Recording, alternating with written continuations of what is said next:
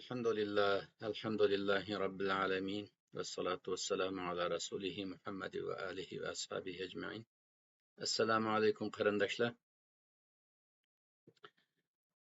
Bugünkü sohbetimizi dünyanın imtihan yüzü degan temada bo'ladi. O'tgangi sohbetde bu dunyoni yaratgan Allohning Qur'onda bu dunyoni tushuntirishiga asoslanganda bu dunyoni asosan 3 qismga bo'lib tushunishga bo'ladi deyilgandi. Birincisi dünyanın ilmi yüzü, ikincisi dünyanın nimet yüzü, üçüncüsü dünyanın imtihan yüzü de. Biz şu üçüncü yüzü hakkında buluruz bugünkü sohbet inşallah. Bu dünyanın imtihan yüzü nimege yaraydı o? Nime için imtihan kılıdı degan suallar düşüdü. Cevabı hem de dünyanın imtihan yüzü insanların imtihanlardan muvaffaqiyetli ötüp Allah'a bo'lgan sadoqatni isbotlashga fursat beradi. Chunki Alloh insonni muxotab qilib, jannatda abadiy yashaydigan, shu jannatda inson bilan xitoblashadigan bo'lg'achqa insonni tanlash kerak bo'ladi. Chunki insonning ichida vafodor insonlar bo'lganidek, vafosiz insonlar bo'lgan. Shuning uchun Alloh taolo insonni tunji qatam jannatga yaratib, Odam alayhissalomni imtihon qilgan vaqtida maningdan yemang deb, jannat ne'matlarining qatoridan faqatlam bir ne'matni cheklasa, shu imtihondan o'tamagan shu original bobimiz, otamiz Odam alayhissalom. Bir yerda yangi bir mahsulotni ishlab chiqarib, eng yangisi birinchi qatam chiqqani yangi turib ishlatmagan turib imtihondan o'tamasa bir mahsulot yoki bir mashina deyli, bu ishlatib bo'lganlari keyingilar texmi o'tanmaydi. Shuning uchun boshda uni bozorga surish uchun imtihon qilishga to'g'ri keladi. Shuning uchun Alloh insonningki yaxshisini yomondan ayirish uchun, vafodorni vafosizdan ayirish uchun shu imtihon dunyosini yaratgan. İmtihan shuning uchun bor. Alloh taolo bu dunyo imtihonini insonlarning haqiqiy mohiyatini o'ttirg'i chiqarish uchun, har kishiga shu kishining mohiyatini ko'rsatish uchun va shu kishini qoyil qilish uchun loyihlagan bu imtihonni.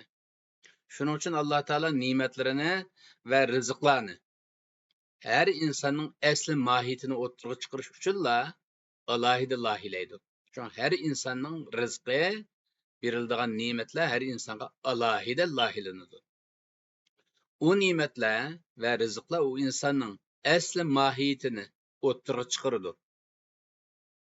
Bu inson bu dunyodagi hayotini yashash jarayonida o ne'matlarni, o rizqlarni, Alloh bergan o fursatlarni, Alloh bergan o sharoitlarni qo'llanish orqali o'z taqdirini yashaydi va o'z mohiyatini belgisellashtiradi. Hujjatlik filmga aylantiradi.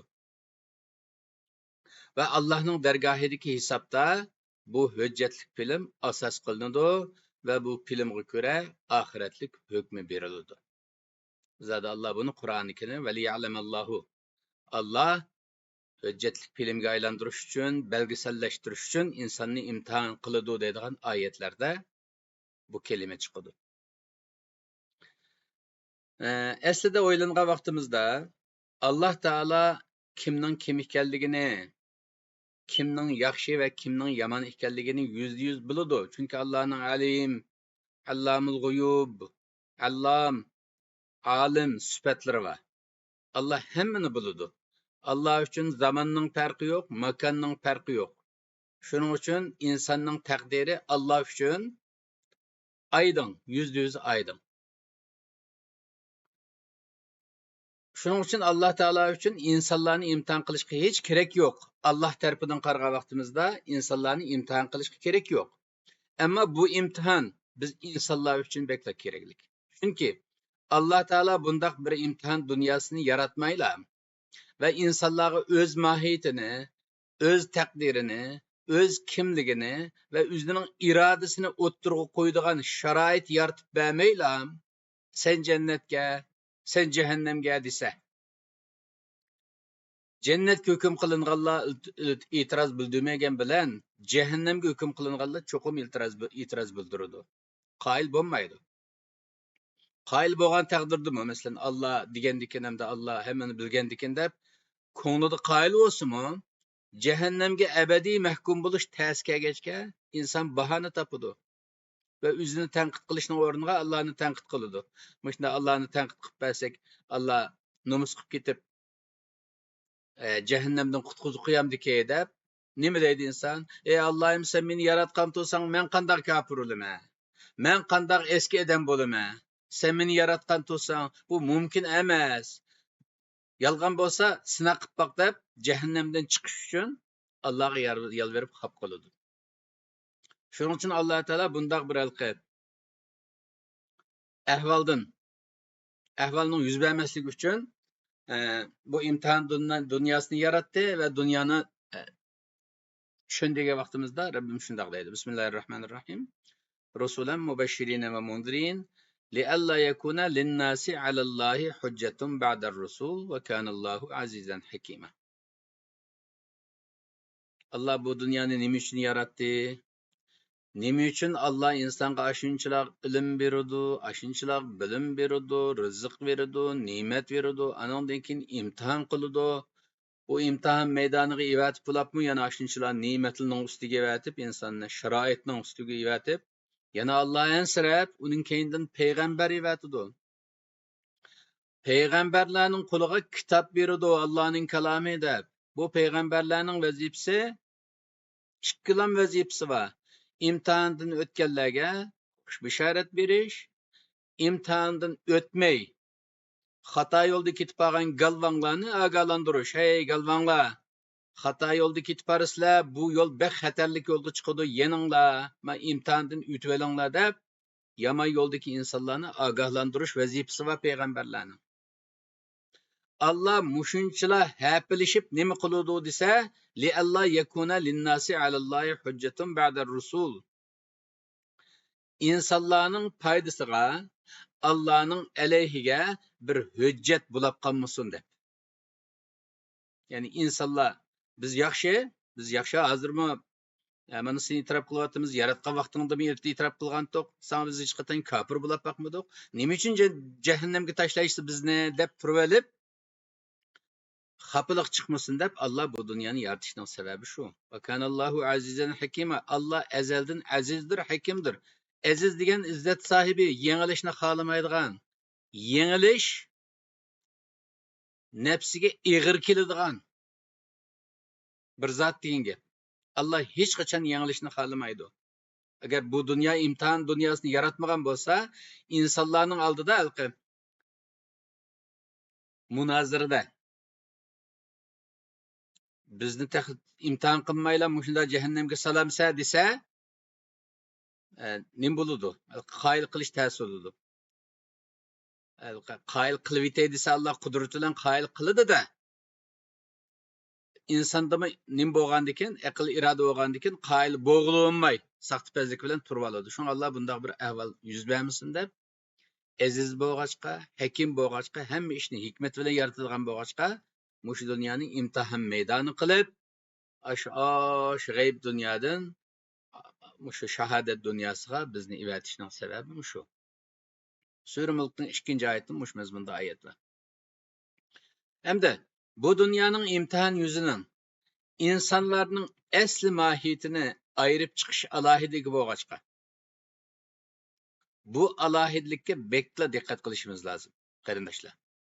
Chunki biz insonlarning bu dunyodagi asli vazifamiz, biz inson sifatida bu dunyodagi asli vazifamiz shundaqli birdan bir vazifamiz. Bu imtihondan muvaffaqiyatli o'tishdir. Bu dunyoda boshqa vazifamiz yo'q. Bu imtihondan o'tganlar Allohni rozi qilganlardir va abadiy baxt saodatga erishganlardir. Bu imtihondan muvaffaqiyatli o'tolmaganlar Allohni norozi qilganlardir, Alloh bilan qarshilashganlardir, natijada mag'lub bo'lganlardir, natijada Allohdan, Allohning rahmat doirasidan ayrilib, qo'g'linib, uzoqqa qo'g'landi bo'lganlardir. do'zaxqa palandi bo'lganlardir. Ebedi bedbaxt bo'lib, chidihsiz bir azobga, echinishlik bir og'ir oqibatga duchor bo'lganlardir. Shuning uchun insonning bu dunyodagi birdan bir vazifasi bu dunyodagi imtihonidan o'tish. Endi imtihon suollari va listalarga keyin kelamiz. Bu dunyoda nimalarni qilsak imtihondan o'tgan bo'lamiz, nimalarni qilsak o'tgan bo'lmaymiz, unga keyin kelamiz. Hozir men imtihon nazariyasini tushunishga tirishyapmiz. Undaqda bu dunyodagi imtihon nima va nima haqida bo'ladi? Javob shu. Bu dunyodagi imtihon yaxshi va yomonni tanlash haqida bo'ladi. Bu yaxshi, bu yomon deyish Allohning haqqi. Shuning uchun Alloh yaxshi deganni hech kim yomon deyolmaydi, yomon deganni yaxshi deyolmaydi. Allohning yaxshisini hech kim yomon deyishga haqqi yo'q, Allohning yomon deganini yaxshi deyishga haqqi yo'q.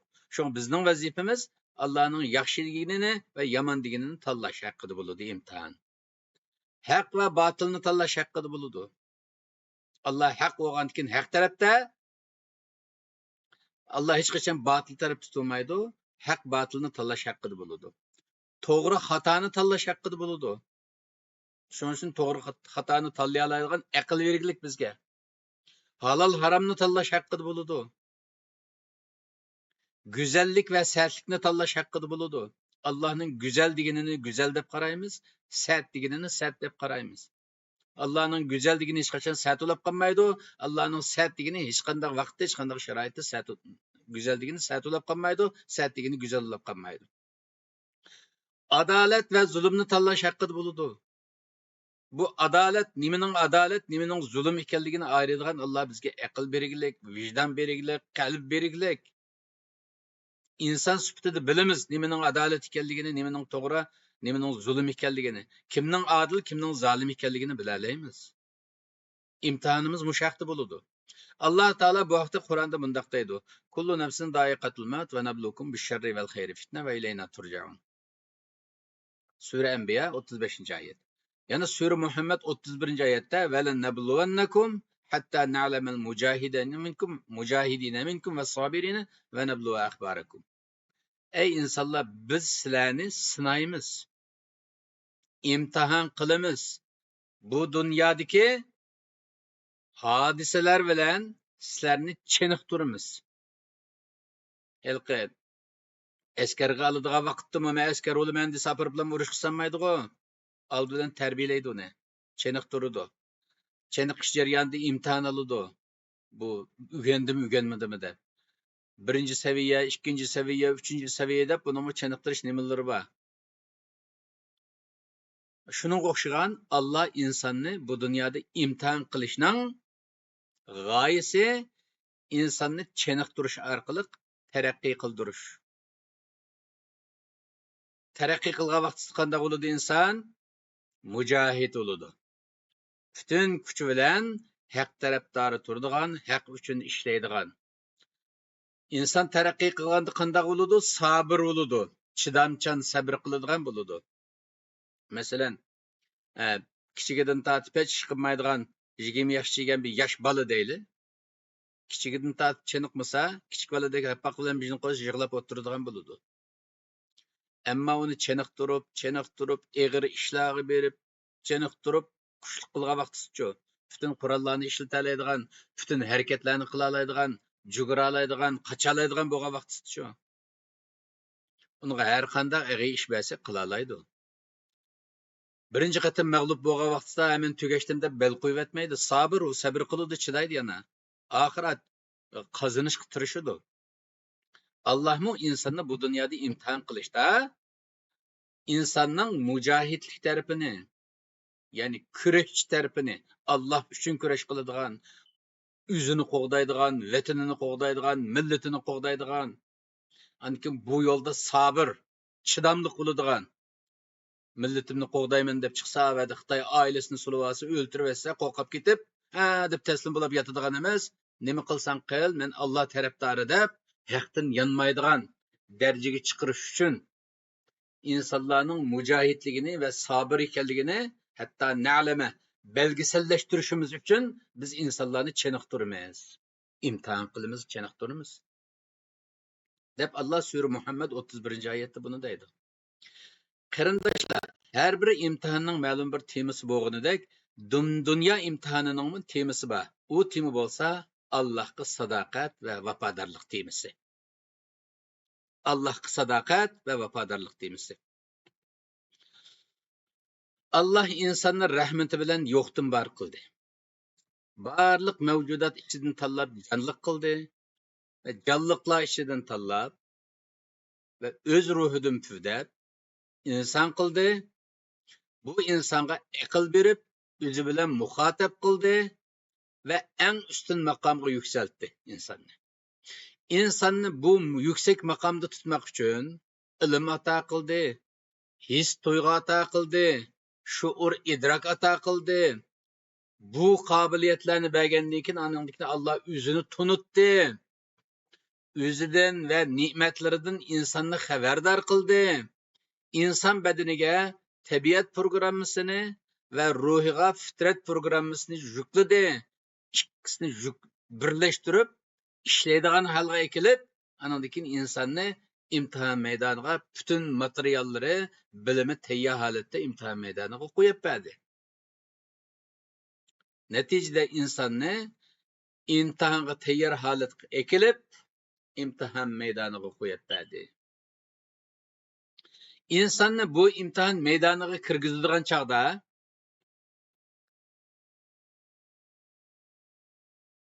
insonni bu imtihon maydoniga kirgizadigan chog'da Alloh taolo insonning o'ng tarafiga haqiqiy iloh sifatida o'zini qo'ydi va insonning so'l tarafiga saxta iloh sifatida nafsini qo'ydi. Shuning uchun hamma narsani o'ng tarafdan boshlashimizning sababi men Alloh tarafdori, men Allohning safida deyish uchun o'ngdan boshlash sunnatning bo'lishining sababi shu. Hali ko'nglimizga yaramaydiganroq, mehnatrak ishlarni burnimizni tozalaydigan o degandek bunu sol tarafta qilishimizning sababi Allah'ni men bunda mehnat diyalida Allah'ni ishlatmayman degandek ma'noni bildirish uchun u vaqtlarda sol qo'limizni ishlatishning sababi shu. Shuning uchun o'ng tarafimizda Alloh bor, davomli imtihon maydonida, sol tarafimizda nafsimiz bor.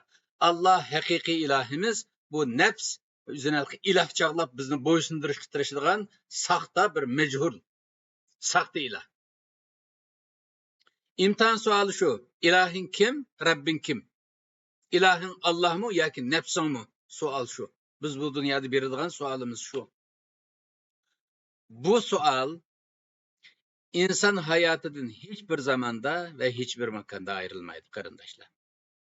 Nerede yashayli, qanday vaqtda yashayli, bu savoldan ayrilg'ili bo'lmaydi. Shuning uchun inson bu dunyodagi imtihoni jarayonida davomli va har ishda Allah'ni yoki nafsini tanlashga duchor bo'ladi. Hamma ishda, har minut, har sekund, har ishda, har qiliqda, har niyatda ya Allah'ni tanlaydi yoki nafsini tanlaydi. Allah'ni tanlash uchun insonning ruhi va axloqi tarafi kuchli bo'lishi kerak. Ya'ni bu imtihonda ruhiy va axloqiy tarafi kuchli kelganlar Allah'ni tanlaydi. Nafsoniy tarafi kuchli kelganlar nafsini tanlaydi. Allah'ni tanlaganlar va Allah maydonida turganlar Allohga ibodat qilganlar hisoblanadi. Nafsini tanlaganlar va nafsining keyniga minib, nafsoniy maydonlarda, batil maydonlarda, xato maydonlarda, Xitoydek iblislarning maydonida turganlar, nafsiga cho'qinganlar va nafsini ilohlashtirganlar bo'ladi.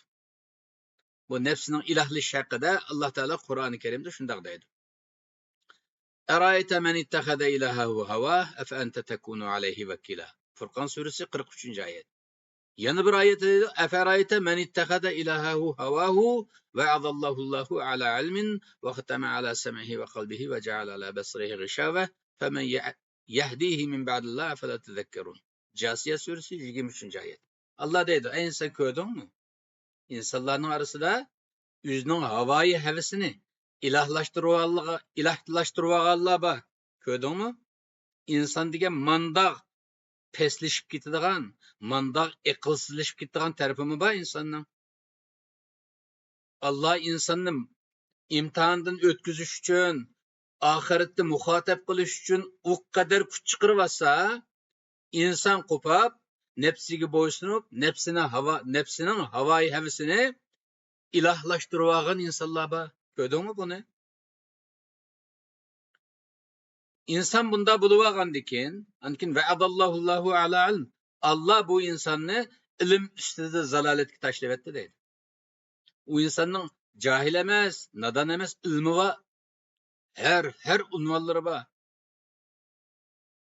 Doktorlik unvoni bor, zalolat yurganlarning, professorlik unvoni bor, domollam, alloma, her mevlevi mushu ilmga doir unvonlarning eng yuqori unvonlarini to'shib yurgan insonlarning zalolat ustida turganligini ko'rdingmi? Allah shu ilm bilan birga zalolat chuquriga tashlab etdi. Nima uchun? Havoyi havasini ilahlashtirib olg'achqa.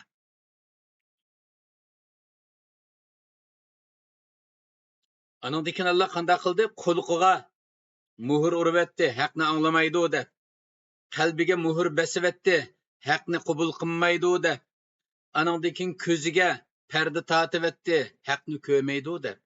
Bundaq tipdiki paslashib ketgan insonlarga Allohdan boshqa kim hidoyat bera oladi? Hech kim hidoyat berolmaydi. Unda bo'lgandan keyin bundaq paslashib ketgan inson, bundaq nafsoniylashib ketgan millat hidoyat tepish uchun nega bordi ekanmiz? Allohga bordi ekanmiz. Allohdan boshqa darvozasini ochmaydi. Hidoyatdan ayrilgan, nafsini ilahlashtirgan, bilimi turib dalolatga tushgan insonlarni Allohdan boshqa hech kim hidoyat darvozasini ochmaydi. U hidoyat darvozasiga berish uchun Allohga yolvorishimiz, tavba qilishimiz, istig'for etishimiz lozim. Shaxsiy nomimizdan va millat nomimizdan. Nafs ashundoq bir baloya afat. Undaq nafs degan nima?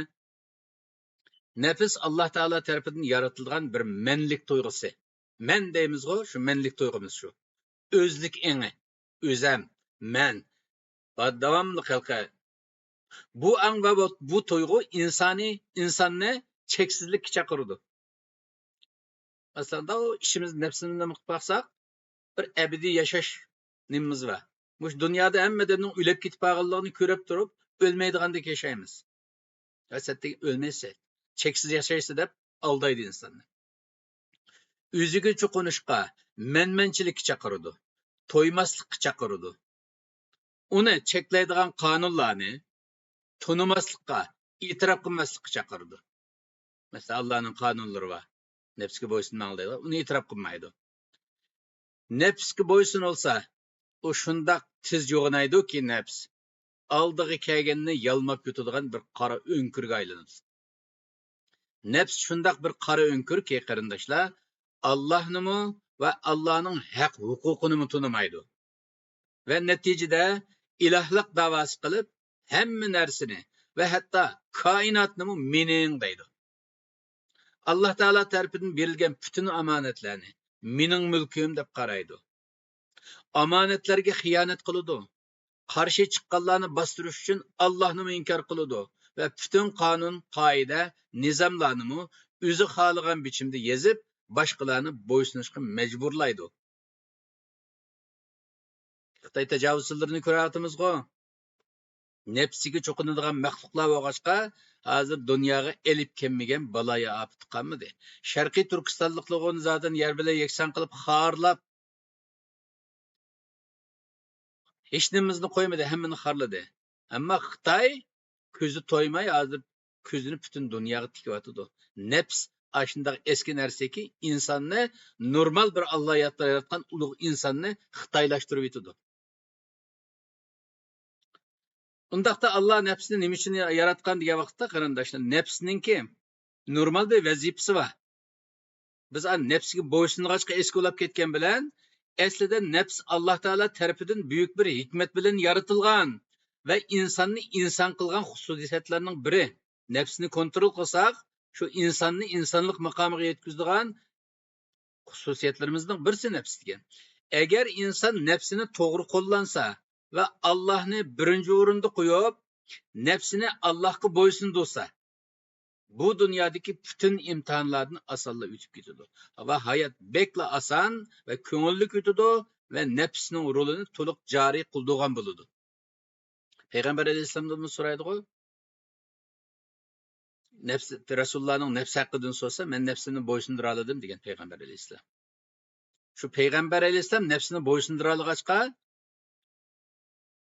butun koinotning eng yaxshi insoni sifatida Muhammad deb atalgan.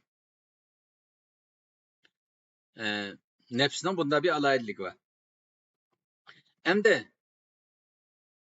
insonni nafsini biroz tushunishga to'g'ri kelsa, Alloh taolo insonni nafsaniyat, malakaniyat ve hayvaniyattan ibaret üç xususiyet bilen yaratgan. Nefsaniyet diyen insandaki nefs şu bizdeki nefs şu biz bilimiz. İçimizde var. İçki dünyamız. Melekaniyet diyen periştilik hususiyet. İnsanda periştilik hususiyet mi var? Uluğuludğan, uluğulaşını halaydıgan, Allah'a boysunuşunu halaydıgan bu hususiyet mi var? Yana birisi hayvaniyet hususiyeti mi var? Hayvaniyet diyen halkı bizime çarpay dep ataydıgan lani biz hayvan dep atavalımız. Hayvanın asli ma'nosi canlılık degan gap. Hayat yıldızından çıkıdı canlılık. Halkı biz uyumuzda bakıdığan hayvanlarımız canlılık olğaçqa hayvan devalımız. Bu noktadan aytqan vaqtda insan mı canlılık? Ama bu hayvaniyet bu bir alahidilik. Bu hayvanlar canlılık olğaçqa bu hayvanlarına bu hayvaniyet, insanın da var. Bu üç hususiyetinin hemmisi insanda var. Meleklerde, periştilerde melekaniyet hususiyeti var. Şunu davamlı uluq işlerini kılıdı. Ama nefsaniyet hususiyeti yok. Şunu onların günah işleş kabiliyeti yok. Günah işleydisi mi işleyemeydi. Bunda bir hususiyeti yok.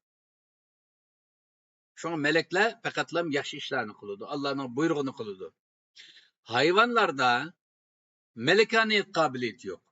Uluq ulay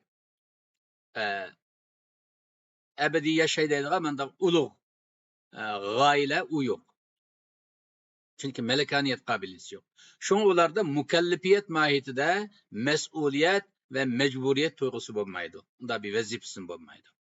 Ama insanda nefsaniyet mi var, hayvaniyet mi var, melekaniyet mi var? Bu üç hususiyetin hemmisi var.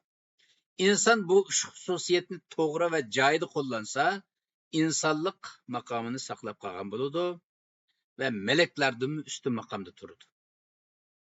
Eğer insandaki insani hususiyet hayvani hususiyeti bilen birleşivarsa yoki ittifaqlashivarsa inson nefsi ruhiga qarshi g'alaba qilgan bo'ladi va inson imtihon jarayonida Allohni tashlab nefsini tanlaydi.